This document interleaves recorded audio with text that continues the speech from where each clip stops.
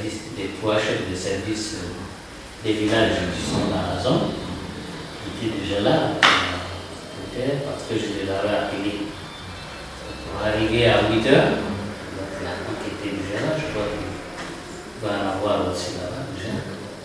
Bon, la salle, c'est celui qui vous a fait rentrer là, qui venait de me demander quelle est. Non, ça fait. Je crois qu'ils sont déjà en train d'apprêter la salle. Parce qu'on a 2 salles ici. Il y a une petite salle de réunion qui est en haut là, et puis la grande qui est en bas là-bas. Je leur ai dit de penser à la grande parce que tel que ça se passe, déjà si on fait le petit calcul, on est. Une trentaine de personnes. Une trentaine de personnes. Autour d'une trentaine de personnes. Voilà. Je crois qu'ils sont là. Et vous avez votre travail. La mise en place. La mise en place. Vous pouvez déjà travailler avec eux là-bas. On puisse vous signaler.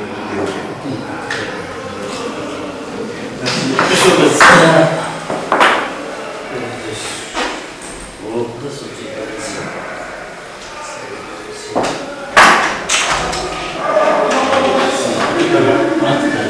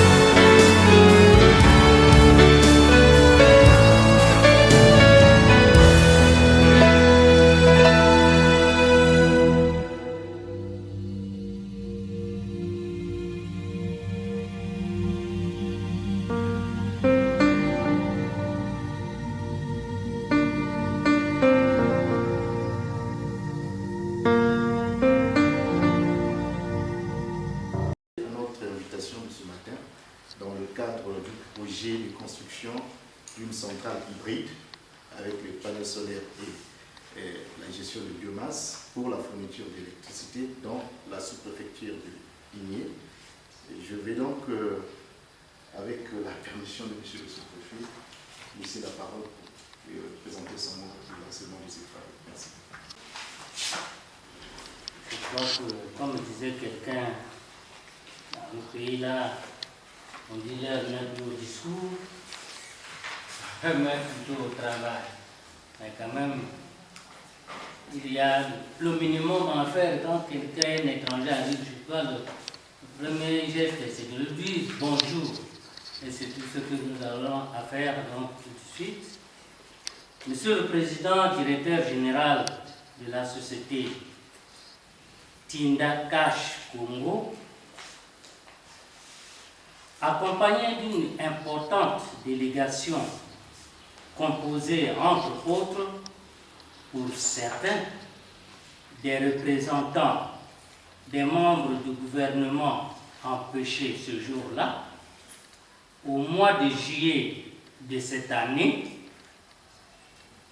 vous étiez venus dans le district à l'occasion de la cérémonie d'attribution du site devant abriter les centrales électriques, hybrides, solaires et biomasse de votre société dans la zone industrielle et commerciale de Mandou.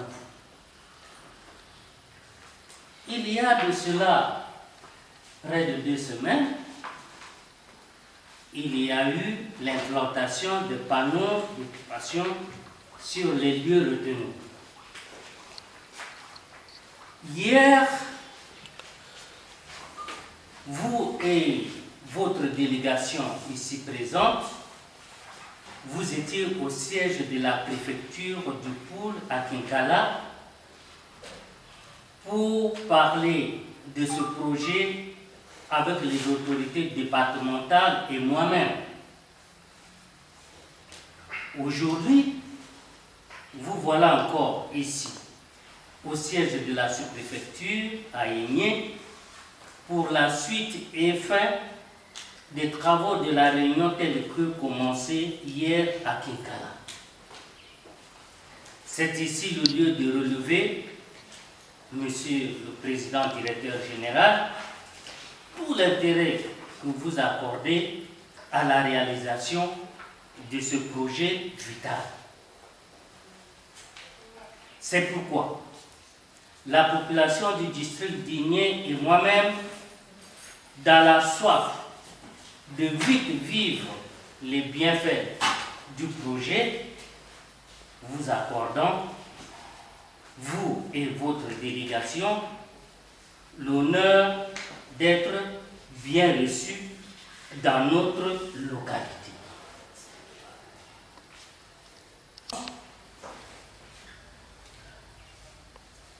Vont accorder leur attention très particulièrement pour suivre tout ce qui doit se dire ici, parce que nous disons que ce projet, une fois réalisé, est vital et donc doit retenir notre attention dans la procédure, dans la réalisation, afin que nous ne soyons pas emmerdés demain quand ce produit et ce projet va produire les effets et qu'il y aura quelques négativités que nous n'avons pas compris au départ quand la chose s'est préparée.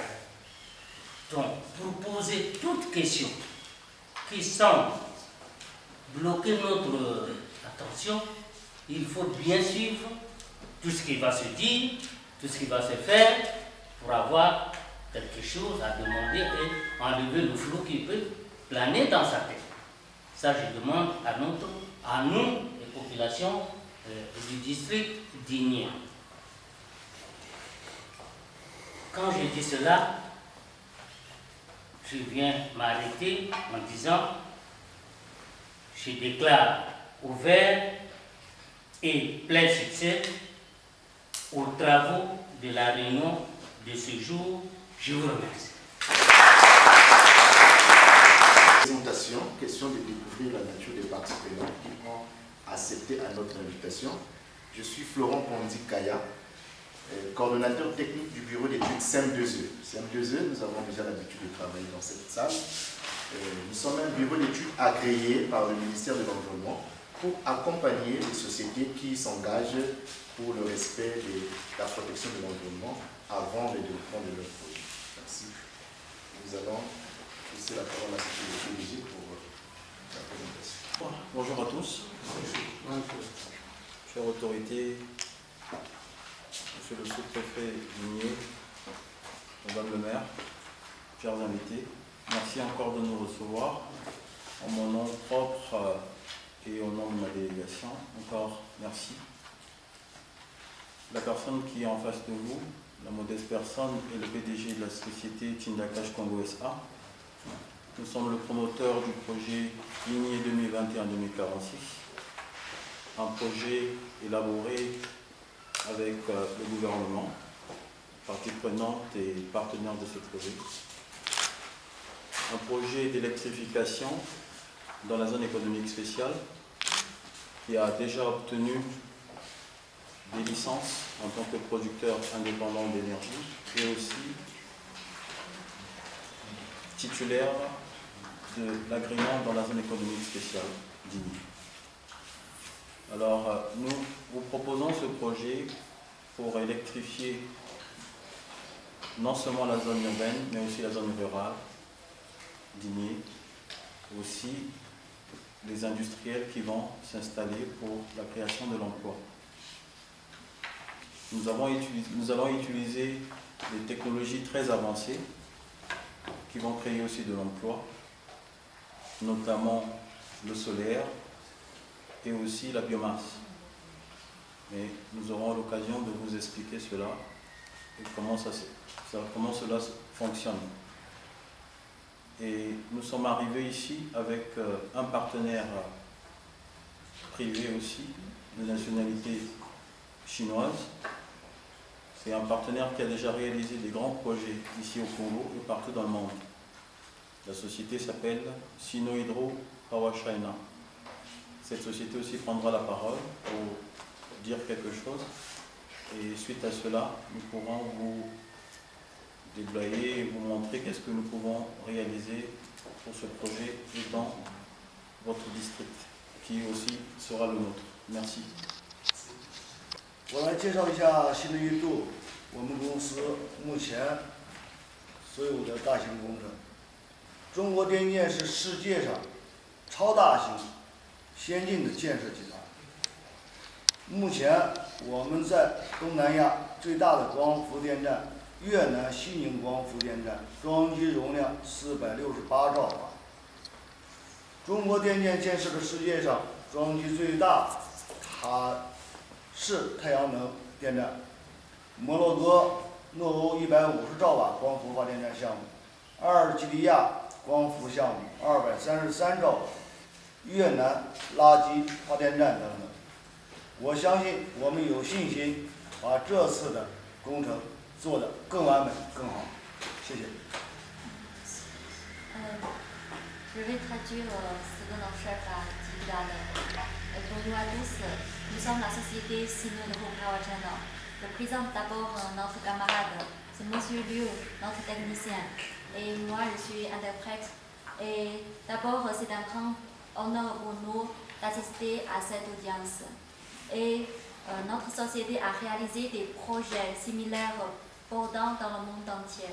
Et Power China, Sinohydro est un groupe de construction super grande et avancée au monde. Par exemple, Power China a réalisé la centrale photovoltaïque en Asie du Sud, la centrale photovoltaïque de Vietnam avec une capacité de 468 MW.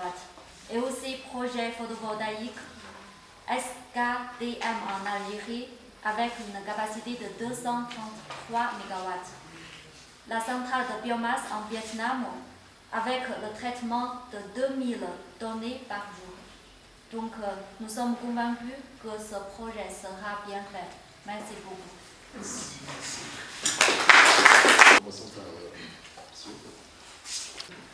Antoine Kounkou, chef du quartier Ngakouba à Igny. Merci, monsieur. Chef de cabinet du sous-préfet d'Igny. Merci, monsieur. Benyamoké, chef de service à l'assistance. Merci. Monsieur Mamou Luc, inspecteur coordinateur des CG pour le droit. Merci, monsieur. Moussa depuis Francis, collaborateur au poste de contrôle des eaux fluides. Merci. Monsieur. Moi, c'est M. Bani Brice, chef de quartier cantonnement. Merci. Monsieur Babé Chabra Kibouli, inspecteur jeunesse. Merci, monsieur.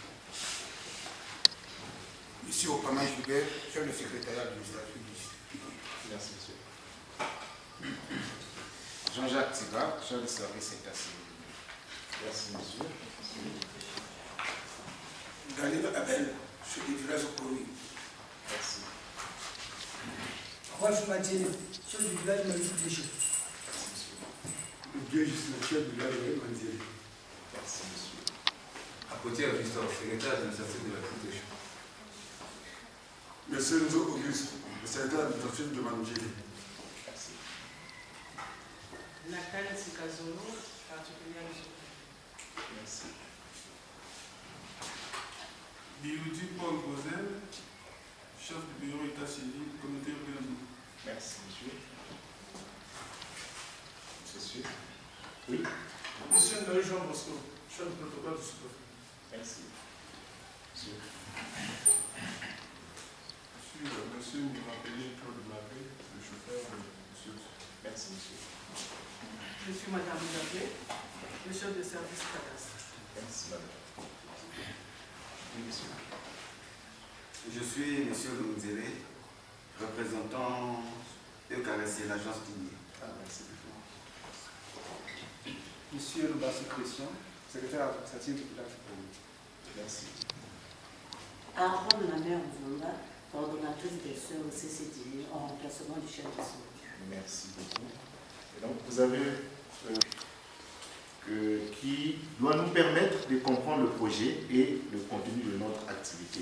Je vais solliciter très respectueusement aux autorités de gagner leur place pour nous permettre de faire la présentation.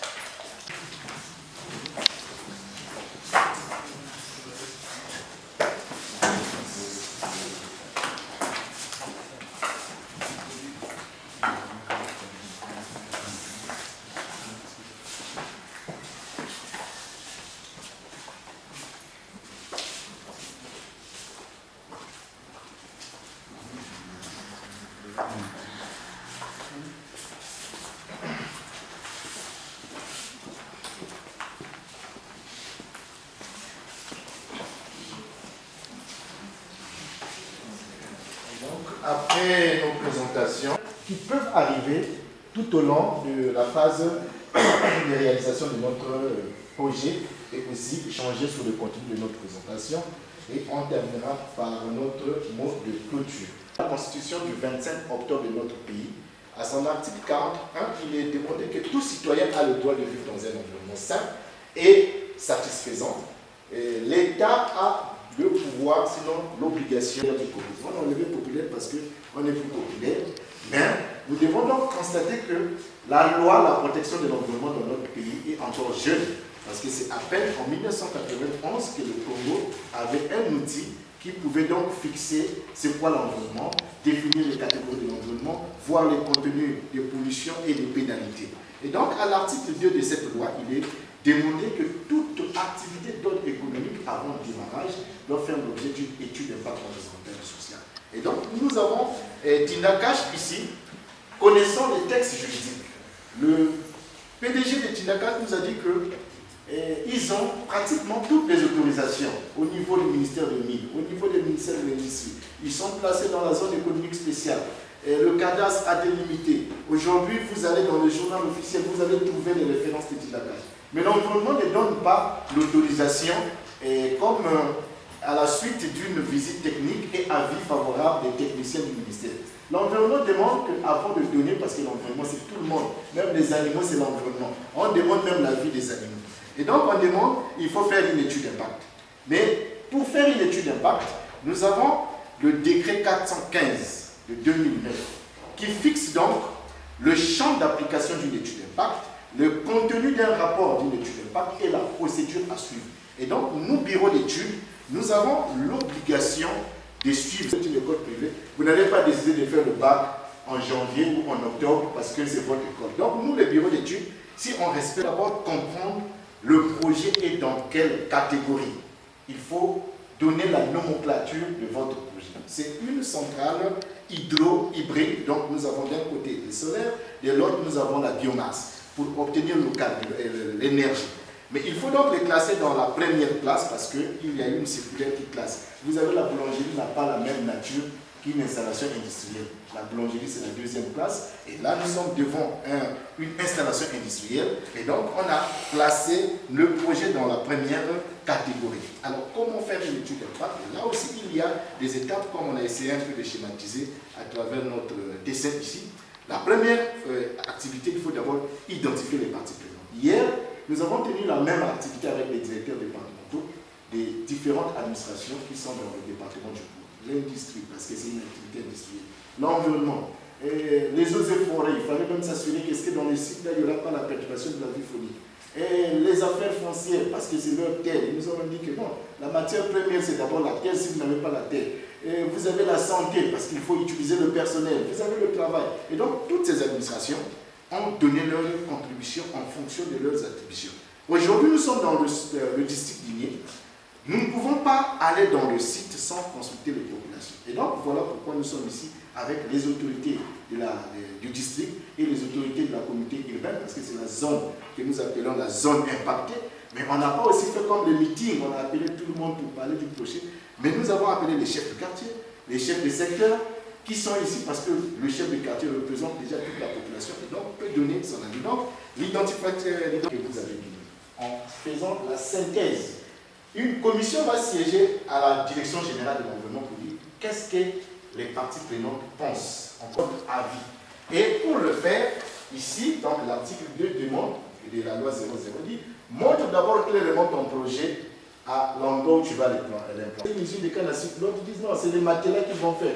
Bon, c'est bien après qu'on va découvrir que c'est un projet qui fabriquait donc de l'énergie. Et donc ici, on dit montre d'abord ton projet. Montre aussi ce qui va rencontrer. Quelles sont les réactions des parties prenantes? Comment CMDZ va procéder pour qu'on puisse obtenir les impacts et diminuer le niveau de gravité de ces impacts? Ils vont regarder notre méthode, ils disent oui, bon, en pensant que si vous réalisez de la manière que vous avez proposé, nous, administration, l'environnement, on pense qu'on peut trouver les impacts encaissés. Donc c'est un document, c'est comme la maquette. On veut faire un projet, on vous montre la maquette. Non, à côté là, il y aura 2 personnes qui vont passer. On va mettre la pelouse. C'est au cours de cette réunion qu'on peut dire, ah, au lieu de mettre la pelouse derrière les maisons, l'amener là où les passagers passent. Donc c'est une réunion de cadrage. Cette réunion permettra aussi aux ingénieurs parfois de modifier même la technologie parce qu'on peut dire, ah, les populations ont refusé que la route passe par là parce que ça peut poser des accidents. Donc on doit modifier. Et donc c'est une réunion de cadrage. Et quand on a fini, nous avons donc soumis le document à la validation. Le ministère de l'Environnement nous donne l'obligation connaître le cadre juridique. Il faut faire la recherche documentaire de l'environnement physique, la qualité de l'air, la qualité du sol, et le niveau de l'eau. Est-ce que quand on va, quel type de sol qu'on peut positionner? Aussi comprendre, avant que le projet arrive, quelle est la qualité de l'air qui existe dans cet environnement, le niveau de bruit. Ça nous permettra que quand Tinda 4 arrivera, on pourra dire, Tinda, quand vous étiez ici, il n'y avait pas tel problème. Aujourd'hui, voilà ce qui amène. Et donc, on peut tirer les conclusions pour déjà orienter. Mais ça doit être fait par un laboratoire agréé, qui aujourd'hui, c'est SGS Congo. Nous allons aussi décrire le projet. Dans notre rapport, il faut qu'on puisse dire, qu'est-ce que Tinda 4 va faire dans ce site? Si demain matin, il nous a dit, c'est une centrale hybride, je vais prendre le solaire, je vais utiliser le soleil, je vais prendre le déchet, et que demain matin, on puisse encore dire, on va aussi faire les matelas. Donc, le projet, il faut qu'on puisse décrire ce qui va se passer dans ce site. Et on va donc comprendre l'état du milieu et faire la superposition. Voilà, on a trouvé que le sol est perméable. Il n'y a pas des arbres à couper. C'est juste la végétation. Quand le projet va se superposer, qu'est-ce qui va se passer sur l'environnement? C'est à partir de là qu'on doit dire, voilà Tindakaj, ton projet et l'environnement.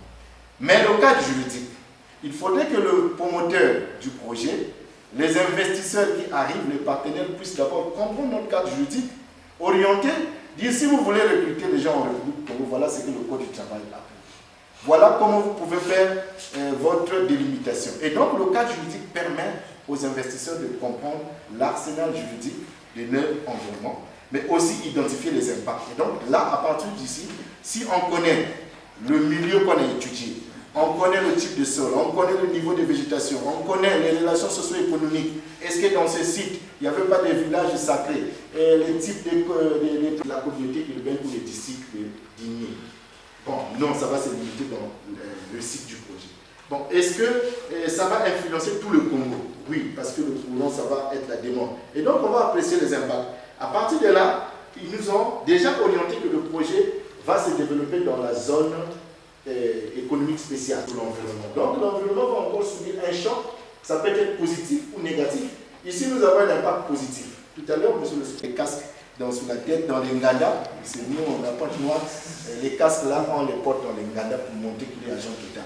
Mais dans le site, il ne les porte pas. Mais ça fait déjà une influence positive. Et donc on va constater comment réguler ces problèmes, les impacts. C'est à partir de là qu'on va donc commencer à donner des mesures. Pour polluer, pour diminuer la pollution, voilà ce qu'on va faire. Pour recruter, voilà ce qu'on va faire. Donc c'est un document qu'on appelle plan de gestion environnementale et sociale. C'est à partir de ces documents qu'on va donc trouver les réponses à nos préoccupations qu'on va peut-être nous certainement poser. Et on reviendra pour la deuxième fois. Mais la deuxième réunion sera qualifiée audience publique. Audience publique veut dire tout simplement la restitution, avant qu'on puisse soumettre notre document. Est-ce que vous pensez que cette mesure-là qu'on a proposée pour le projet est efficace? Oui, la mesure est efficace. Est-ce que vous pensez non? Ici, là, il faut toujours voir monsieur le sous-préfet parce que la direction générale là-bas, Brazzaville, il prend des décisions sans nous consulter. Oui, on va ajouter implication des administrations concernées, mais aussi des autorités locales. Et donc, c'est cette réunion qui nous permettra à redresser notre document, mais aussi à soumettre à la direction générale de l'environnement. Ce n'est qu'à partir de là que le projet va bénéficier de ce qu'on appelle le certificat de conformité environnementale, qui sera donc le cahier de charge de l'environnement. Le cahier de charge, c'est pas comme on demande, nous on a besoin de l'eau potable, le cahier de charge, c'est demander, l'herbe aussi doit avoir la protection. Le poisson qui est dans le fleuve aussi, on doit le protéger. Donc ça sera une responsabilité pour la société Tindakash. Voilà un peu, chers participants, ce qui nous oblige d'être ici ce matin, c'est une recommandation juridique de notre PDG pour nous résumer en quelques lignes la présentation du projet Tindakash. Monsieur le PDG, vous avez... Là, ça chauffe un peu. Réunion 2021-2046. Ici, c'est une petite présentation du projet.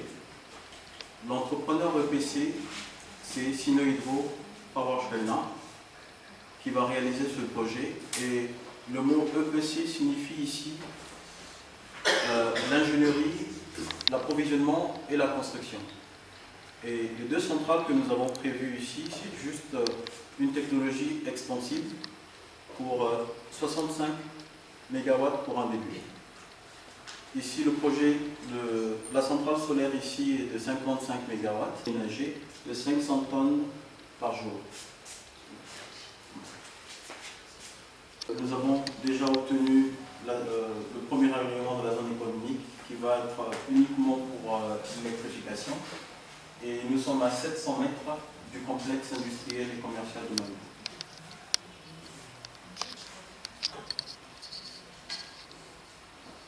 Je vais juste prendre les grandes lignes. Ce sont les caractéristiques de la centrale solaire de 55 MW qui nécessite pratiquement 42 hectares. Et dans cette partie, nous avons prévu en effet alimenter le parc industriel et commercial de Maloutou et injecter 15 MW sur le réseau national. Et ça va se passer sur le poste THT en construction actuellement par la société Sénèque. Les spécifications de la centrale biomasse, ici, qui recommande à peine 4 hectares et qui peuvent produire 10 MW d'équivalence du traitement de 500 tonnes de déchets par jour. Ici, pour alimenter 5 MW le réseau national et 5 MW pour alimenter les villages environnants. Et je pense que nous avons reçu ici les chefs de village de Koumi, de Mangélé et de Maluku très chaud parce que nous avons ciblé les 3 premières localités à électrifier à l'immédiat. Merci.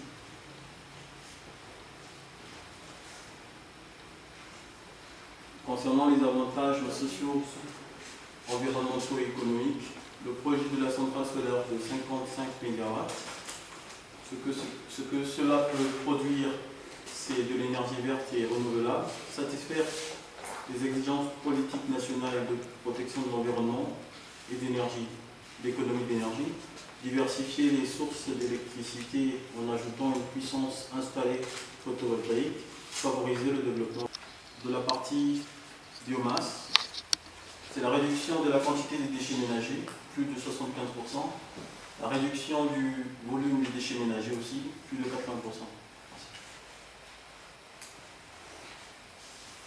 L'avantage dans ce projet, c'est la création de l'emploi.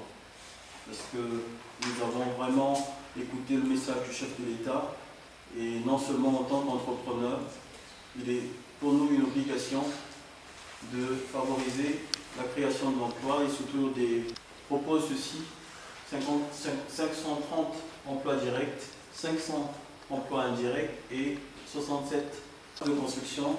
Il y a la création d'emplois, il y a aussi de la formation et aussi pendant la phase d'exploitation. Voici un peu le tableau, mais vous aurez les détails sur des supports physiques qui vous seront.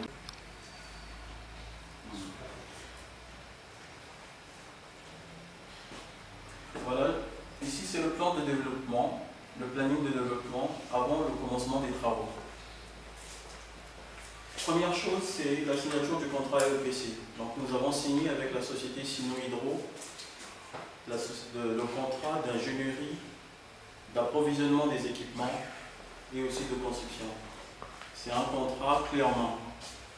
Alors nous l'avons signé le 5 juillet 2022. La signature des PPA ou promesses d'achat irrévocables, c'est prévu avant fin de cette année-ci parce que avec EDC, je vous remercie monsieur le représentant de EDC qui est là parce que c'est pour la première fois sans avoir écrit, on a quand même votre présence sur les lieux. Nos complexes industriels et commercial de Maluku parce que c'est eux qui devront consommer cette électrification, cette énergie que nous allons produire. Alors là, c'est le point de notre partie à nous. En tant que promoteur, nous avons des contrats de financement avec les banques de la place, donc des banques locales et des banques étrangères. Donc nous devons finaliser tout cela. Et la raison pour laquelle nous avons signé un accord avec le cabinet agréé CM2 pour en effet faire valoir l'importance de la protection de l'environnement. Et dès lors que nous avons terminé, nous devons signer nos accords et le ministère des Finances. Et nous prévoyons le commencement des travaux en début du mois de août 2023. Ici, c'est juste d'une manière un peu détaillée de ce que je viens à peine de vous présenter. De janvier à juin 2022, c'est l'achèvement de l'étude membre 2022, c'est la clôture de EIES, c'est les études d'impact environnemental et social. C'est l'optimisation et mise à jour de l'étude de faisabilité du projet. Actuellement, nous sommes en train, après avoir obtenu l'agrément dans la zone économique, nous allons faire monter des drones sur le site pour achever les études topographiques, cartographiques et le reste des études. Le plan de développement avant le commencement, c'est toujours ça. L'autorisation de raccordement au réseau national, la signature des PPA avec EDC, ANER et notre premier parc industriel et commercial de Maluku, le plan de financement. Ici, septembre-décembre, c'est effectivement ce que je viens de dire. Vous avez l'obtention des licences, c'est ce dont nous venons de parler. Les obtentions de certificats de conformité environnementale, Monsieur Pandi vous a fait cette présentation exactement. Et août-décembre de cette année-ci, c'est l'achèvement de l'acquisition des terrains, avec ce que je venais à peine de dire, l'expropriation conjointement avec le ministère des Zones économiques spéciales. On est pratiquement dans la même chose ici. Cependant, en mai 2023, donc l'année prochaine, c'est la mise à jour des contrats EPC. Je vous ai dit tantôt que le projet est splitté, donc il est partitionné en trois volets. La partie construction immobilière, la partie électrification, la partie hydraulique. Et alors quand on parle de mise à jour, nous devons mettre à jour, nous devons signer d'autres contrats avec la société Sino-Hydro et d'autres partenaires qui vont être des créanciers aussi pour le projet général. Je vous remercie pour votre attention.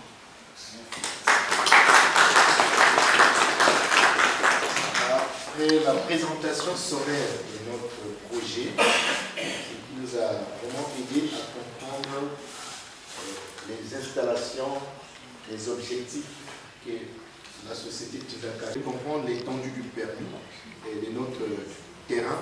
Mais nous allons rapidement, en quelques minutes, vous présenter l'expérience de la société Sino-Hydro.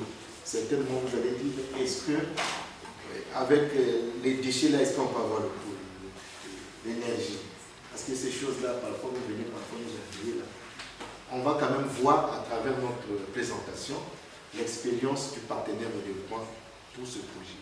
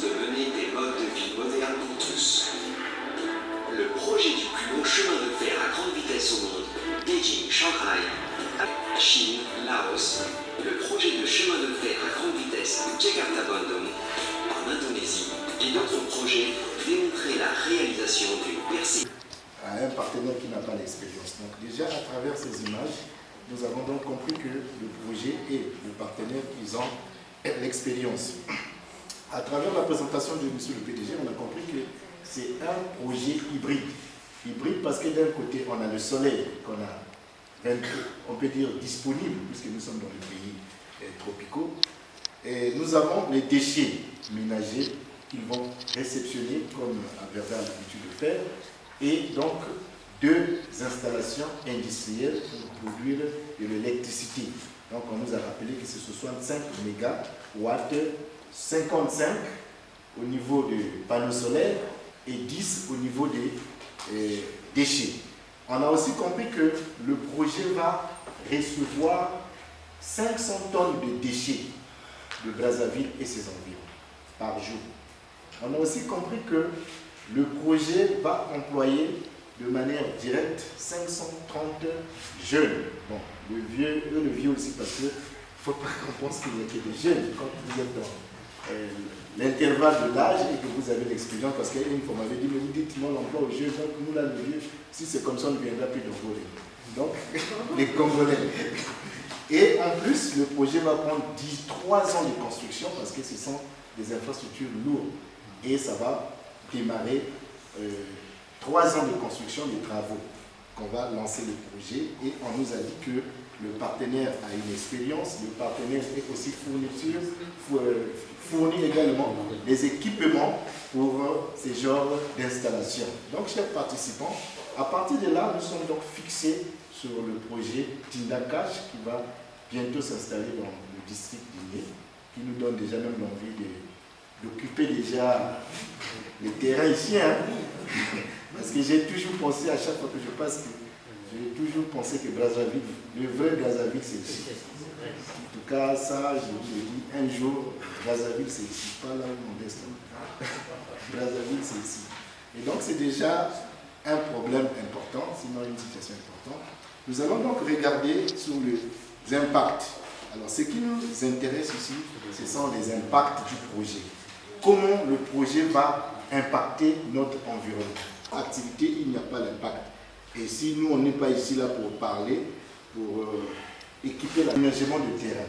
La phase d'occupation. Le PDG nous a même parlé que certainement vous avez déjà posé des questions de perte de terre, des questions de dédommagement. Mais déjà, depuis là même, on n'a même pas la phase d'acquisition de terre. Si ce n'est pas réglé, ça peut faire que le projet ne se réalise pas. Et donc, c'est une activité. Le transport de véhicules, le transport de marchandises dans le site, la gestion de l'eau, la gestion des déchets, la main-d'œuvre, ces activités dans l'ensemble vont faire que le projet puisse être influencé, sinon l'environnement puisse être influencé. À la phase d'exploitation du projet, il y a aussi le fonctionnement de tout ce qu'on a vu comme installation. Ça va fonctionner 24 sur 24 heures. Les mouvements des véhicules, l'utilisation de l'eau, la gestion de déchets, la réception de déchets dans le site. Si on ne sait pas comment recevoir ces déchets, ça peut aussi donc modifier l'environnement. Mais ici, la loi nous demande que la loi 003 nous demande que lorsque vous êtes à la fin du projet, on ne veut plus voir des installations comme le Ulka à l'époque où on a fermé, ils sont partis. On nous dit si vous êtes en cessation d'activité, il faut penser aussi à aménager le site. Quels sont les impacts qui vont arriver lorsque vous allez faire? Et donc ici, l'étude d'impact prend aussi en ligne de compte les impacts qui peuvent arriver lorsque le projet va fermer pour certainement des besoins, mais je ne dis pas que le projet va fermer. Mais on envisage les impacts. Et les impacts négatifs, on pense que c'est inévitable que l'air soit pollué. Et l'air va être pollué en premier lieu déjà dans la phase d'occupation de terre, sur les 100 hectares, puisqu'il faut aménager. Mais ça ne sera pas de fumée, ça sera certainement des poussières qu'on peut trouver. Mais pour l'instant, le bureau d'études ne peut pas vous dire est-ce que c'est tous les districts liés quand ils vont travailler là-bas à Mandoukou Tréché. Est-ce que nous ici on va recevoir des poussières? Ça, on ne sait pas. Déjà, le doyen dit non. Donc, déjà, on évalue l'impact. Nous, on dit bon, pour l'instant, on ne peut pas évaluer ce que ça va prendre, mais on dit qu'il y aura l'impact pour les poussières.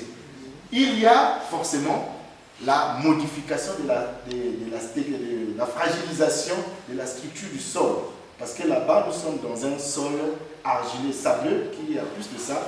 Et donc, l'arrivée de mouvements de véhicules, ça peut fragiliser et ça donne des départs d'érosion. Et donc, il faudrait que le promoteur puisse déjà avoir cette philosophie de protéger le sol. Mais il peut aussi la végétation, puisqu'on va retirer la végétation. On va donc apprécier ces impacts-là pour constater que l'environnement physique et biologique doit être impacté. Ça, c'était d'abord l'environnement physique, où on trouve l'air, on trouve le sol, on trouve l'eau de surface et le sous-sol aussi, l'eau souterraine, la nappe phréatique. Mais dans l'environnement biologique, on a tout de suite pensé que c'est surtout les oiseaux qui vont être impactés parce que le déchet, c'est là où les oiseaux trouvent leur nourriture. Hier, on était en train de rigoler que, et pourtant à l'époque, au Congo, on voyait seulement les oiseaux en décembre. Et non, ils venaient seulement en décembre. On dit, ah, bientôt c'est Noël, hein, on croit qu'on achetait déjà des habits quand ils passaient. Et on pensait même qu'ils étaient des anges. Aujourd'hui, ils sont maintenant disponibles avec nous 24 sur 24 heures, même la nuit, ils passent là, Et donc, les déchets vont attirer les oiseaux. Et donc, il faut prendre les dispositifs, comment faire que les oiseaux ne trouvent pas facilement, ne rentrent pas. Ça peut aussi attirer les chiens dans cet environnement-là, parce qu'ils vont trouver à manger.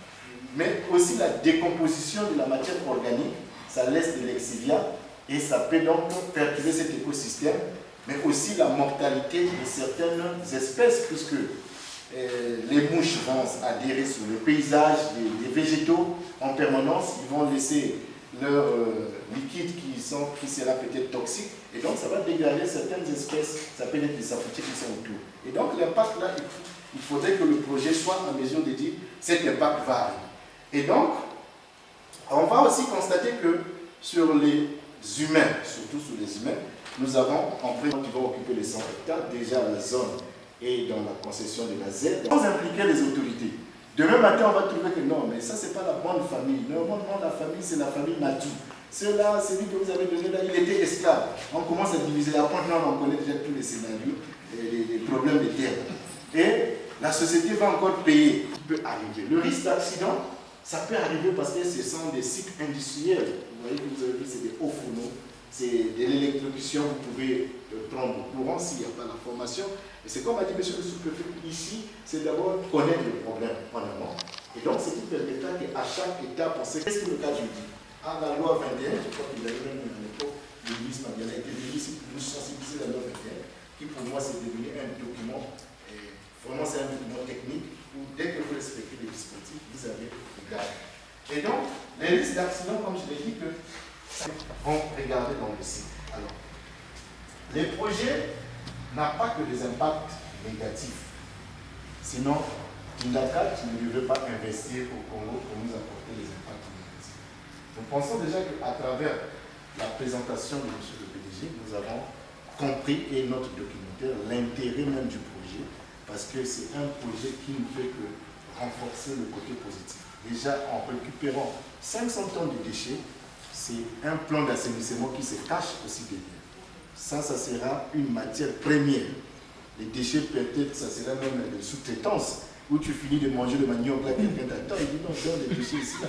Donc, ça sera un problème, puisqu'il faut régler ces questions-là. Et donc, ça va donc assainir, ça va même alléger les charges de la mairie, puisque aujourd'hui, la mairie, vraiment, c'est un problème. Il faut avoir un plan d'assainissement de la ville. Là, le courant, aujourd'hui, qu'on va avoir, c'est le courant vert. Parce que nous avons, le monde a compris qu'on a tellement fait du mal à la nature, et la nature commence à nous demander ses droits. Mais comme l'homme s'est réfléchi, on dit, oh, mais le soleil, on peut avoir le courant. Et aujourd'hui, les technologies montrent que même avec le déchet, on a le courant pour peu. Tindaka, c'est le premier projet au Congo de se lancer dans l'énergie où on peut avoir à travers les ressources naturelles et aussi à travers les déchets. Donc c'est un plus de laisser un peu les barrages hydroélectriques comme un point. Mais ça diminue aussi la destruction de la nature parce que les déchets que nous avons, et on n'a pas de décharges aménagées. Pour l'habitude, on brûle seulement. On brûle dans les quartiers, vers 18h, surtout en ville, les moustiquaires foutus là, on le brûle. Et donc, à côté là, même les toilettes à Brazza, on connaît déjà les techniques. Qui fait ça? Ah, mais comment il peut faire ça à l'air? On dit pas c'est quoi, mais on dit, mais comment il peut faire ça à l'air? Ça, c'est des aérosols là. Ah, mais c'est pas normal. Et on voit même des gens avec leurs trucs là, on connaît. Et eux, ils comprennent pas ça, les techniques. Ils comprennent pas ces techniques là. Mais le gars là, c'est moins un truc. Et papa, il pense qu'ils sont en train de faire la promotion de vidéos. Et donc, ce sont des impacts que je ne saurais pas comment décrire. Mais c'est qu'on peut retenir qu'il faut encadrer le projet sur le plan environnemental. Voilà un peu, chers participants, c'est que je peux dire sur le plan positif et sur la formation, parce qu'aujourd'hui, le projet va s'engager à prendre. On nous a dit qu'il est directeur de projet. C'est des jeunes aujourd'hui, la technologie, on voit déjà les enfants, là, ils touchent ton téléphone, ils découvrent même que les enfants sont devenus des génies. Donc, les panneaux solaires, là, ce n'est plus les électriciens de Moukoukoulou qu'on voyait là. C'est des jeunes au Sénégal aujourd'hui, des jeunes avec les nouvelles technologies. Et donc, c'est une formation, le projet va s'engager à prendre les jeunes dans les universités, à former les jeunes. Mais nous pensons que c'est un projet où on attend que Tindaka, mais on doit respecter les procédures. Voilà, je vous dis encore une fois de plus, monsieur le sous-préfet Signé, madame le maire, chers participants, merci pour votre mandatation. Merci.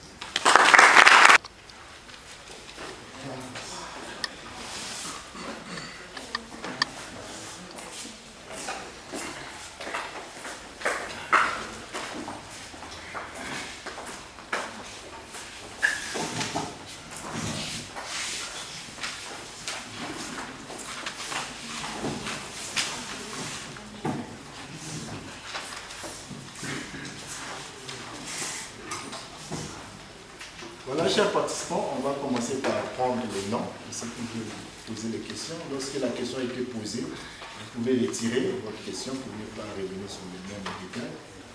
On va commencer à partir de cette rangée. Pourquoi on est là, dans cette réunion-là? On a dit Maluku Trichot, Mandélé et oui, et toi là, venez, parce que ça va se passer là, c'est là.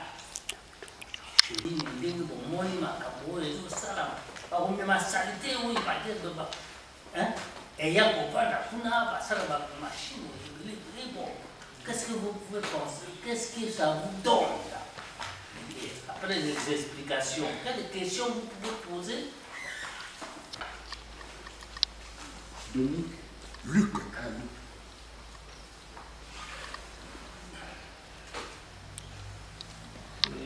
Vous précisez aussi la structure. Inspecteur coordonnateur de CG, Poigny. Quel intervenant? Oui, monsieur. Tous les intervenants, vous avez été très brillants, c'est vraiment à féliciter. Je crois que l'industrie, c'est une bonne chose. Et vous avez même bien dit aussi qu'en industrie, il y a des impacts positifs et des impacts négatifs. Bon, pour moi, j'étais très satisfait en ce qui concerne les impacts positifs et négatifs. Moi, vous avez pris en considération. Moi, ma préoccupation sur les impacts négatifs, alors, vous allez faire quoi pour éviter cela? Pour éviter cela. Bien, encore une préoccupation. Vous avez parlé de l'énergie verte renouvelable. Je voulais comprendre cela d'une manière très simple. Parce que nous avions aussi des parents ici qui le comprendre, l'énergie verte renouvelable. Bien. Alors, est-ce que ce projet-là, nous avions un problème crucial dans le district d'Igné? L'électricité, c'est une très bonne chose. Est-ce que ce projet-là ne peut pas nous résoudre le problème de la desserte en eau potable? Voici un peu, pour l'instant, mes préoccupations. Je vous remercie. Préoccupation Nangayu, on est parlé en Lingala. Merci pour la préoccupation Nangayu. En tout cas, on a apprécié vraiment le projet Wana, ça s'appelle Lango. Et je me demande, est-ce que ce projet, est-ce que réellement il y a ça là-bas? Ils ont le projet, est-ce que il y a ça là-bas? Il faut que mon habitant au projet, on est au ça là-bas. Bon, mon impact aux environs, il y a un niveau de la population. Est-ce que beaucoup éviter l'impact par là? Je m'arrête par là. J'ai compris quelque chose là-dessus, mais vous hésitez, c'est certainement. Par exemple, on a parlé des déchets ménagers, les déchets. On dit toute une grande entreprise comme ça va fonctionner sur la base des déchets. Est-ce que ce que nous produisons à Brazzaville là, manger là, est-ce que c'est suffisant pour faire fonctionner l'usine là? Et pendant combien de temps? Je sais que vous avez une question comme ça dans la tête. Vous pouvez la leur poser. Moi, je leur pose ça. Est-ce que c'est suffisant? Hein? Et il y a encore de petites questions. Je suis sûr que vous pouvez savoir. Ou en avoir. Voilà. Merci. Merci. Le deuxième, en tant que responsable de locaux, président de village, chef de quartier, quoi donc habitant d'Igné. Donc le fondement, la base même de la localité. On a parlé ici de l'emploi que ça doit générer, cette entreprise. Ils ont dit qu'ils vont aller faire des recrutements dans les universités. Et même ceux qui n'a pas nos universités, basés au chômage. Dans le recrutement, tout ça, ça peut être une question déjà. Nous pouvons poser tout ça. C'est pourquoi on est ici, pour comprendre tout ça. Voilà. Par exemple, les deux, moi tu m'arrêtes. Mais on commence d'abord à répondre. Je sais que ça va créer la suite, ça va chauffer dans les têtes. Et puis, voilà. Merci. Merci.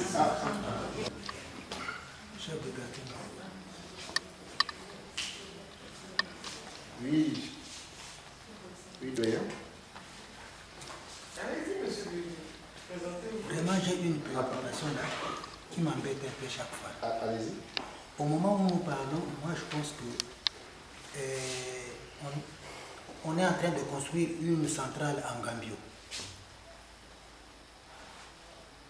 Maintenant, est-ce que l'ouverture ou bien la mise en marche de ces usines-là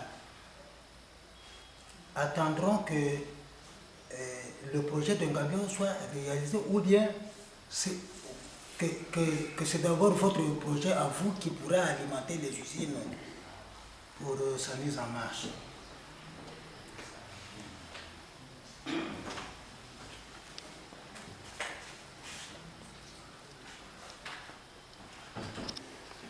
En tout cas, merci chef. Je me suis inspiré de... Merci. Je soulève 2 points cruciaux. Le premier, c'est sur la main-d'œuvre. Le nombre de jeunes à recruter. C'est vrai que c'est un nombre comme ça de 530. Quel sera le quota de la localité et les critères de recrutement? La deuxième question sur la collecte de données. Quel sera votre champ d'action? Parce que en regardant Brazzaville, pratiquement c'est Verda qui ramasse tout pour venir déverser à l'Ifula. Quel sera votre champ d'action? Est-ce que ça va arriver jusqu'à la Lefini par rapport à notre district? Parce qu'il y est grand. Lefini, c'est déjà Ngabé. Donc voilà un peu, pouvez-nous définir le champ d'action de ramassage? Merci. Vous avez dit que l'énergie verte renouvelable, c'est quand même un peu complexe ces équations-là. C'est quoi? Est-ce que Tidaka ne peut pas résoudre le problème d'eau? Parce qu'ici, nous avons des problèmes d'alimentation en eau. Et votre arrivée ici, est-ce que vous ne pouvez pas résoudre ce problème? Merci pour la question. Le projet, comme nous avons su le définir au début, le projet a 3 volets: l'électrification, l'hydraulique, donc l'eau, et l'immobilier. Donc nous voulons aller en fait pas à pas. C'est en fonction aussi des directives que nous obtenons du gouvernement et des doléances des populations que vous êtes, que nous sommes aussi. Alors, Monsieur Mbon, je vais répondre à une question. Qu'est-ce que c'est que les énergies renouvelables? En fait, une énergie renouvelable, c'est une énergie qui provient des sources que la nature renouvelle en permanence. Aujourd'hui, les déchets, on peut les avoir tous les jours. Le soleil, on l'a tous les jours. Voilà à peu près la définition d'une énergie renouvelable. Et c'est très bien que vous ayez posé cette question parce que même un entrepreneur ne sait pas. Quand il s'engage à cela, il ne sait pas.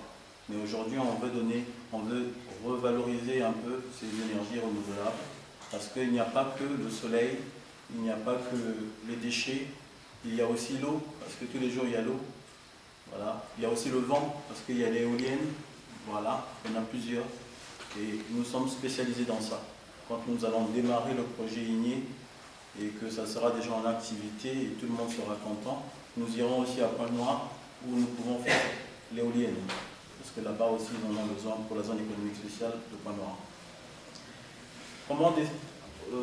Pour gérer l'alimentation de l'eau, c'est une autre étude qu'il faudrait faire. Et nous voulons entamer ce volet-là au second plan.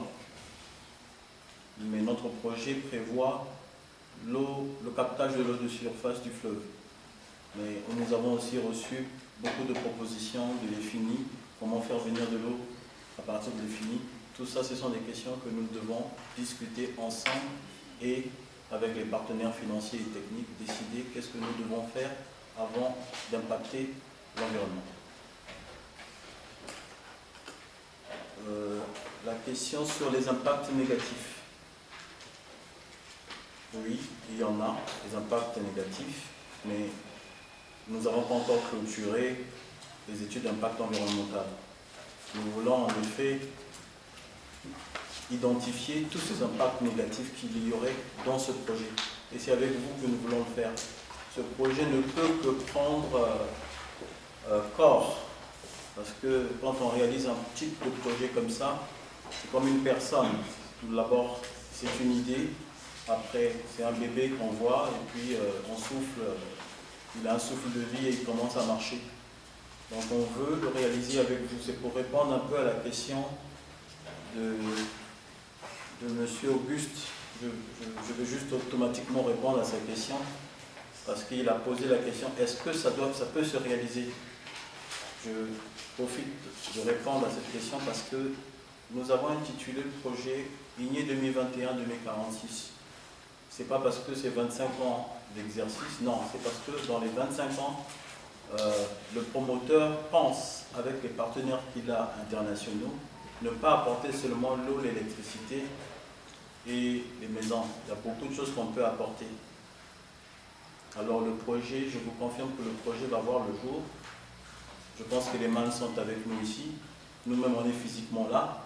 L'intelligence y est, l'argent y est, l'intelligence y est. Et surtout qu'eux, ils viennent avec de l'intelligence pour nous transférer cela. Alors, ce qu'on doit faire, c'est s'humilier. Et nous, Tindakash, qu'est-ce que nous avons fait en tant que promoteur? Depuis 2018, nous avons arraché ou bien nous nous sommes conformés aux lois pour obtenir tous les agréments, pour vous montrer le sérieux et la volonté que nous avons.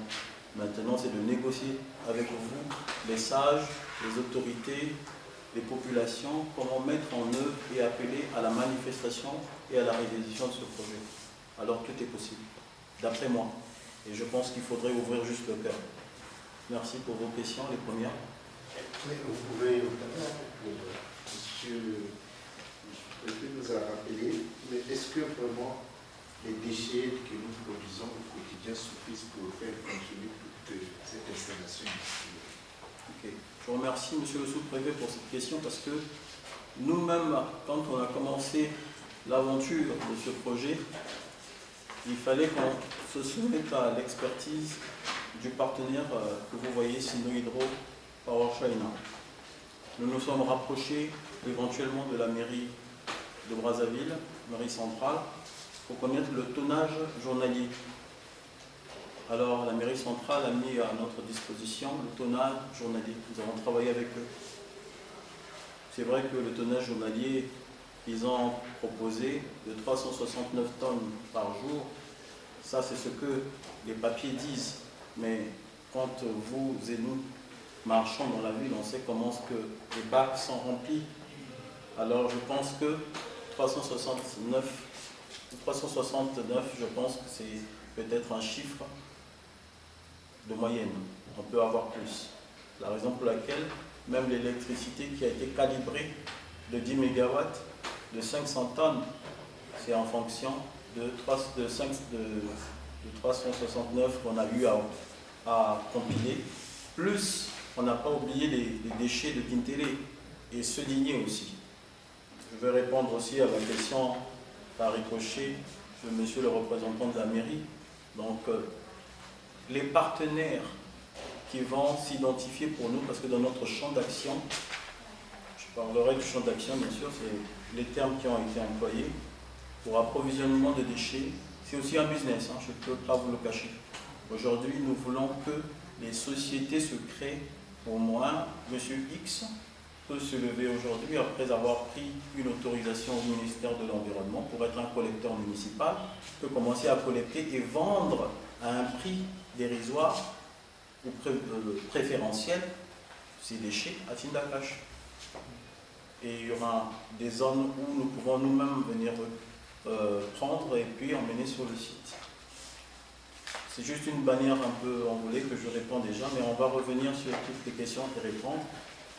Alors, pour nous, suffisamment, comme on parlait d'une énergie renouvelable, 500 tonnes, c'est le minimum pour que tous les jours, ça soit qu'on ait toujours de l'électricité. Mais nous avons l'IFOULA qui est là. Je pense que c'est plus d'une année de stockage. Voilà, c'est déjà une année de stockage, donc on aura comme en différé, déjà on pourra déjà traiter du foulard. Pendant ce temps, nous allons stocker, mais on ne va pas stocker bêtement, on va stocker intelligemment.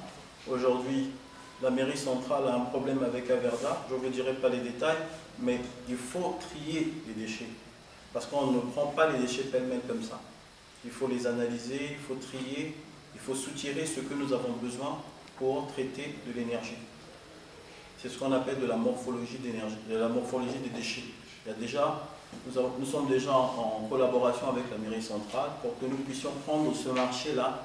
Et c'est ce que même les partenaires ont trouvé génial, parce que c'est aussi une niche de création d'emplois pour préparer les gens au triage des déchets qui seront pris dans le projet INIE 2021-2046. Alors je réponds au sous-préfet, l'autorité, que oui, les déchets sont suffisants pour travailler et on demande encore plus. Donc c'est le minimum qu'on a besoin pour faire déjà 10 MW.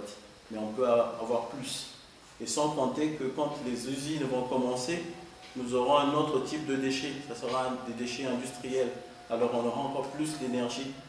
Et au début, je vous ai dit que le projet est une technologie extensible. Ça veut dire qu'on peut étendre en fonction des déchets. Celui qui est à Pointe-Noire, qui a la capacité d'avoir assez de déchets, peut aussi venir. Les petits villages qui sont ils peuvent venir et nous allons ouvrir la porte pour que ces personnes-là aussi se créent de l'emploi, travaillent et nourrissent leur famille. Merci. Et monsieur le sous-préfet et monsieur Djoudi sont allés dans le même sens en disant mais l'emploi, nous avons des jeunes à INIE. On a aussi des universitaires. Donc ça va passer de bon comme ça là. Et en plus, quel est le quota qui sera réservé pour la localité? Modalité de recrutement. Je veux vous parler honnêtement parce que pour réaliser un projet de telle envergure, il faut être honnête. Nous avons appelé ce projet INIE 2021-2046. Nous voulons que INIE change. La priorité, c'est INIE. C'est-à-dire que même la cellule de recrutement doit se faire ici, mais avec l'accompagnement du gouvernement. Nous avons déjà un pré-contrat avec Fonea. Ces jeunes de INIE doivent être formés à Fonea. Ces jeunes d'INIE doivent être formés au Bureau Veritas. Pour certains qui ne connaissent pas le Bureau Veritas, c'est un bureau d'inspection des travaux. Et vous aurez nos enfants, nos jeunes, nos frères qui vont être formés et certifiés pour participer à la construction et à l'exploitation de ces centrales. Effectivement, le niveau de recrutement, je peux même parler du niveau de ces personnes pour être recrutées, c'est le BPC. Au moins avec un niveau de BPC, l'enfant ou les personnes peuvent participer à l'activité du développement économique de leur pays. Ensuite, il y aura un quota, je ne pourrais pas le confirmer ici, ça sera entre 55 à 60% de INIE natifs ou bien personnes qui vivent à INIE, enregistrées selon comment ça se passe ici, qui participeront au projet. De toute manière, les enquêtes, c'est vous qui savez bien le faire, nous on n'est que des investisseurs, alors vous allez participer à cela. Ceux qui sont hors INIE, de s'intégrer à nous. Les critères de sélection aussi se feront sur une base de données respective. Comme je suis le dire, il y a le Bureau Veritas, il y a Fonea, il faut respecter l'ONIMO, il y a pas mal de choix, de choses à réglementer, mais nous le faisons déjà avec le gouvernement. Nous travaillons avec le gouvernement, c'est le gouvernement qui est le principal partenaire de ce projet. C'est pour l'instant.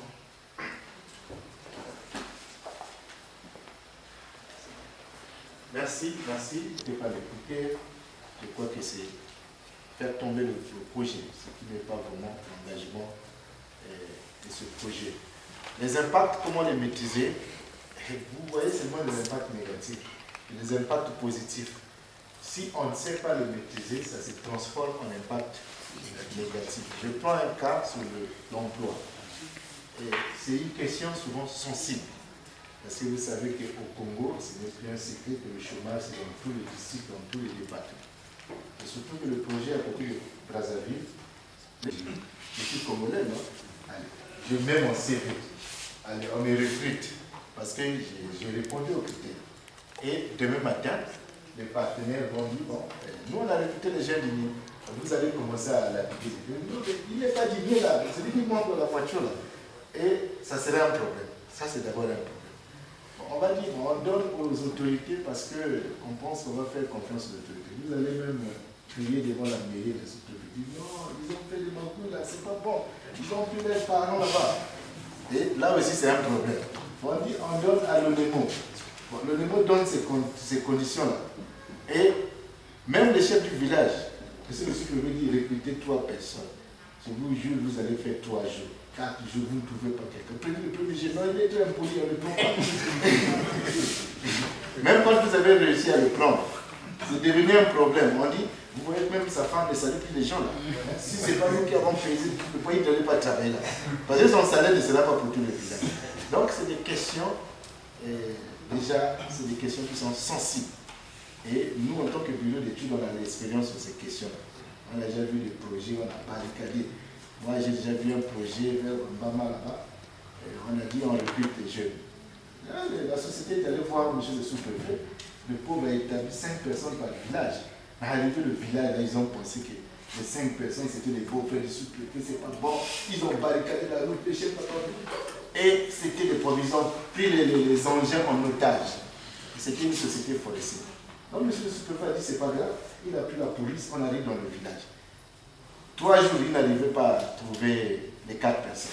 M. le sous-préfet dit bon, quelqu'un qui veut travailler, moi j'ai pratiquement tous les jeunes. Mettez vos noms sur le bout de papier. Ils la mettaient dans un panier, on a remis. Premier nom, on tire là, un tel, passe là. Deuxième nom, c'est son petit frère. Troisième nom, c'est leurs parents aussi. Et le 4e nom, c'est leur beau-frère. Il m'a dit non, chef. Si vous pouvez dire non, arrêtez, c'est un investissement pour bloquer la. Donc, vous voyez que c'est des questions qu'on doit régler avec intelligence parce que l'emploi, bien évidemment, là où se passe l'établissement, il donne l'eau, il donne ceci. Je pense que l'objectif, il faudrait que le projet se réalise. Donc, même les impacts positifs, le recrutement, ça peut se basculer en impact négatif si vous ne réglez pas la question conformément. Donc, je vous dis merci. S'il y a d'autres questions, nous sommes ouverts. Et qui va alimenter les autres sociétés. Voilà. Ah, excusez-moi. Je vais être très honnête avec vous, comme toujours. Nous sommes producteurs indépendants d'électricité et c'est accordé par le gouvernement. Le projet Gambio, qui va aussi s'injecter sur le poste de haute tension, va injecter une certaine puissance et qui va électrifier aussi une certaine partie. Et nous, Tchindakash, promoteurs et modestes promoteurs avec Sino Hydro qui va réaliser le projet, on vient apporter à cet édifice pour un premier package, donc le premier lot, c'est 65 MW. On dit au gouvernement, nous pouvons faire plus. La zone économique spéciale a pratiquement la même superficie que Brazzaville. C'est 238 km². C'est comme Brazzaville, c'est pratiquement pareil. Donc c'est vaste, il y a beaucoup de choses à faire. Alors 65 MW que nous proposons au départ, c'est vraiment insignifiant. Et je vais vous donner un détail qui est très important, c'est que le complexe industriel et commercial de Maluku n'a besoin que de 15 MW.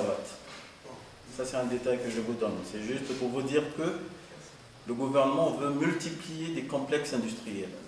Il veut multiplier, il veut faire beaucoup. Alors, il faut apporter de l'énergie.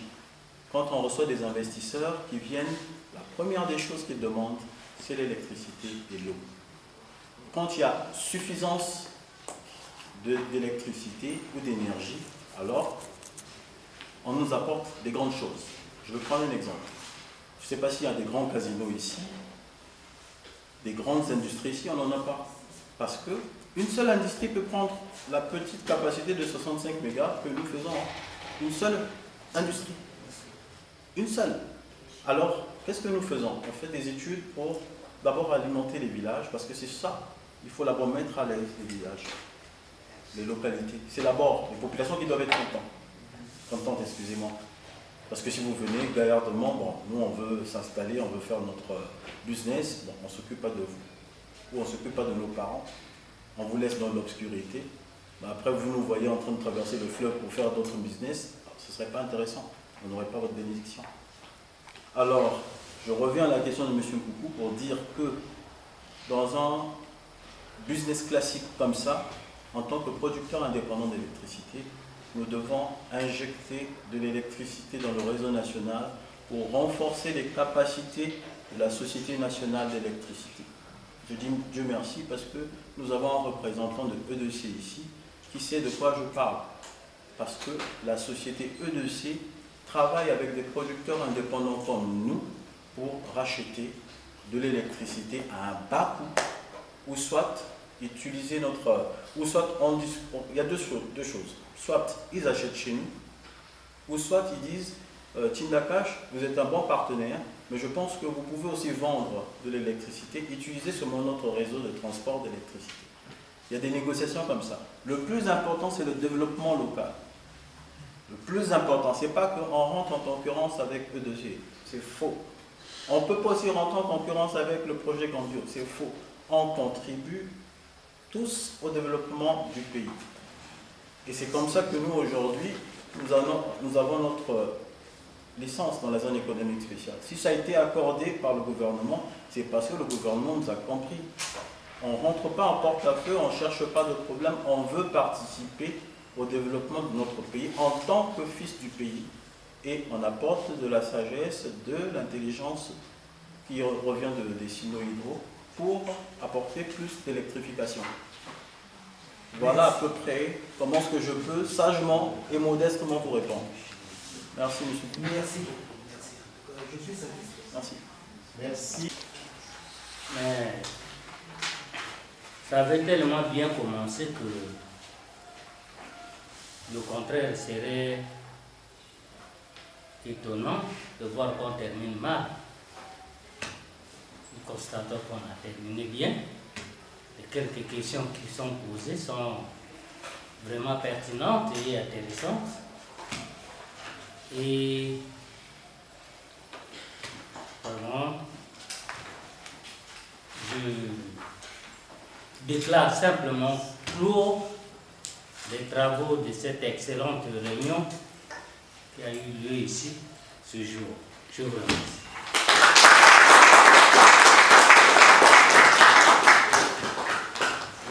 Merci beaucoup. Nous avons prévu un petit jus et un petit déplacement.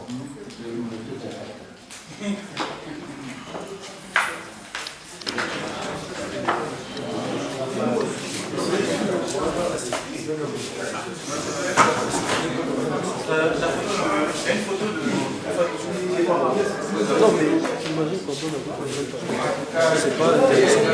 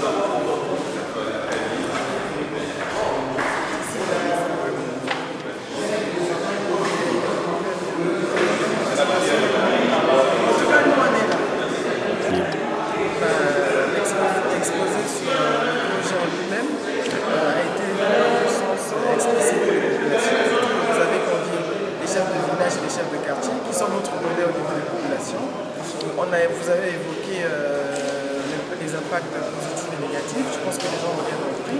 Donc, à mon sens, les populations du district d'Igné, nous sommes impatients de voir des projets dans notre localité. Merci. Bon, en tant que la EKRC à Igné, nous sommes une agence commerciale. j'apprécie parce que sur ce projet-là, c'est un projet qui va peut-être nous apporter demain l'énergie. Vous avez parlé de 55 mégas. Pour moi, je dis que non, ça va contribuer sur la population minière. Et comme il n'y a pas de réseau, vous allez toujours vous accorder à la UKRC et puis ça donnera demain des projets bien. Merci. Ouais, merci beaucoup. Bon, les cas, ça va prendre c'est pour ma casse. C'est ma casse parce que dans les aires de développement, il y a une zone abyssale, il y a un district abyssal. Au moins, il y a un corridor abyssal de l'eau, il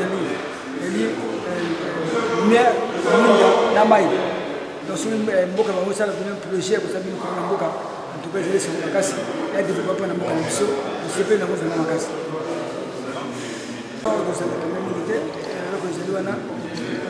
Kaka réunion mo kama ruma makambibeli ina kamwe sali kipe biso ko répondre na mais tuna na pesa na bisa kitu boya ka bisa musala et encore kaka mboka tana wa kama ni kama niveau avec no wa jobana de combane fois na niveau BPC par exemple kaka mboka ela ba parle ba famille dominée o ba ko kate ko chabana ba l'école na ko ba grand garçon o ba ko gite na ba mweza kimokie bato bana bongo bata muzubana ni baba sef muté bana bana ni baba néon est-ce que bana bongo bongo tout bien bongo té parce que avant de DG PDG auto le baka que non faut pas toi niveau ya BPC donc on appelle bon biso ba paysan la biso ba village ba mboka to la famille dans la bana ko ko to ba l'école par manque ba moyen et comme grand garçon ba ko développer et ça pour ça que sunga peu ba maman ba ka moyen té wana. Oui,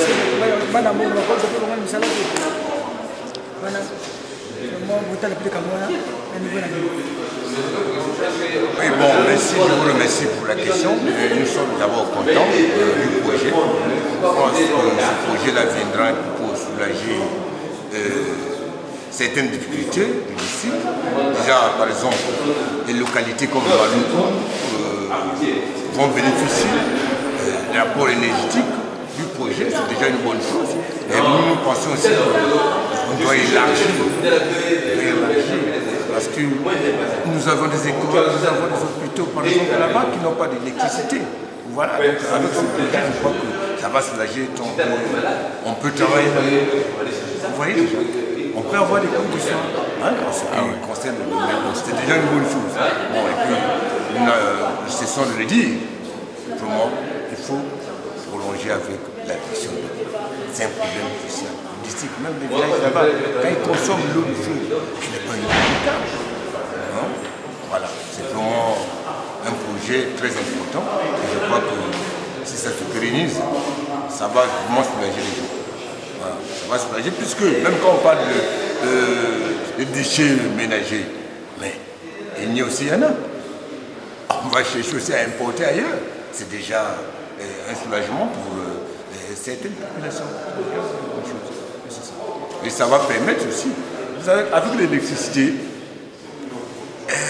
les gens, l'électricité, disons, maîtrise, peut maîtriser la population, ne plus se déplacer n'importe où. Ils vont s'acheter les télés, ils vont voir les matchs sur place, ce que les autres font ailleurs, parce que c'est déjà une très bonne chose, très bonne chose.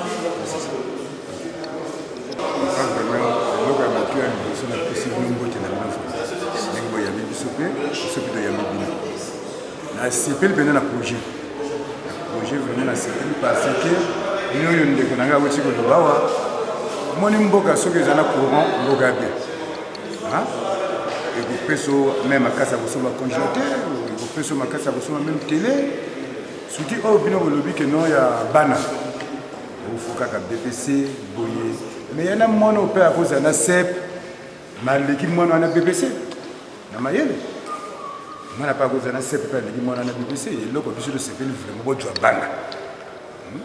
bana soki bana ya mboka soki nga moto naali vraiment usine aka kote na nga yami kote obino kokosala transfert courant yana zone na nga nasepeli vraiment mingi papa nakoloba mingi te nasepeli napesi bino vraiment merci. Sepeli mokonzi, merci pour nous intervenir. Sepeli mingi, n'est pas s'équiper. De vous dire, devrait développer. pa mingi tobanda kala ti dolo boye te tokoba pomba sokobota mpe bana basokokola na travers ya wana kalisi eza développement ya mboka po biso kozala mpe mwa tranquillité tokomi ke baretraite donc il faudrait que bana mboka basala bana toboti mpe basala pour que biso développement so eye tokoma na satisfaction bien toza mpe malamu mais soki apasi na pasi bapepa soki développe te soki tokovivre ndenge mboka soki développe te soki bazoi basali te obungi bakokota malamu ekota biso mboka po biso toza mpe na animation omoi tondimi kota okato sepele makasi pasi edeli trop ebeki bonte te lobi toza bongo mais il faut botelema na yango mpo biso mpe tozala nguya tokopesa bino nzela biso akolomboka ndibango. Merci. Merci beaucoup, monsieur le journaliste. Nous sommes dans le processus de la mise en œuvre du projet INIE 2021-2046. Comme vous venez de le souligner, hier nous étions à Kinkala, justement sur la réunion publique, d'enquête publique relative à l'étude d'impact environnementaux et social. Donc aujourd'hui, c'est le tour d'Igné que nous voulons venir consulter la population d'Igné pour leur présenter ce projet et regarder ensemble avec ces populations pour que demain ou après-demain que nous allons commencer l'exploitation de cette grande usine, qu'on ne dise pas que nous avons marginalisé quelques personnes, nous avons rendu malheureux certains ménages. Donc c'est une rencontre d'un côté d'enquête, mais de l'autre aussi de résoudre certains problèmes de population. Donc nous avons évoqué tous ces problèmes-là et le cabinet en charge de mener ces enquêtes aura à rédiger un rapport qu'il va soumettre au ministère du tutelle pour finalement donner le certificat de conformité à la société Tchindakash d'exploiter déjà sur les sites qui lui avaient été déjà attribués. Donc aujourd'hui, nous venons pour finaliser à Igné et nous reviendrons pour faire la restitution des conclusions de ces deux réunions et ainsi regarder quelles sont les mesures que nous avons prises parce que le pays est régi par des lois et donc le cadre dans le secteur environnemental il y a aussi un cadre législatif, légal qui est mis en place et donc nous devons obéir à ces mesures-là. Donc on ne peut pas se réveiller un matin comme ça là pour venir implanter une usine de grande envergure comme Tchindakash. Donc il y a certaines lignes que nous devons respecter.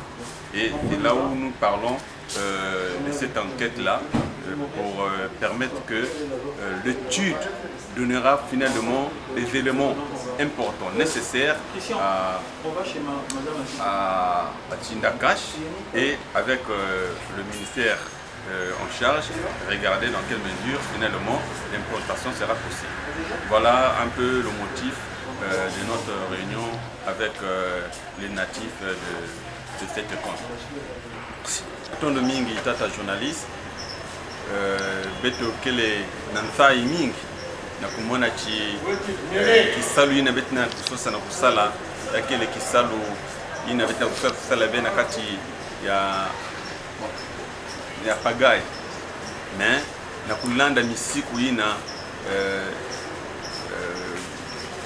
fumu ya bwala na gouvernement me kukula na mankwala ni na que bet banaka mazono na Kinkala bubi bet mekuta kusubisa na mbanza ya Igné meme kuzaba que usine ngo ya beto bet kutala na bwala ya Igné.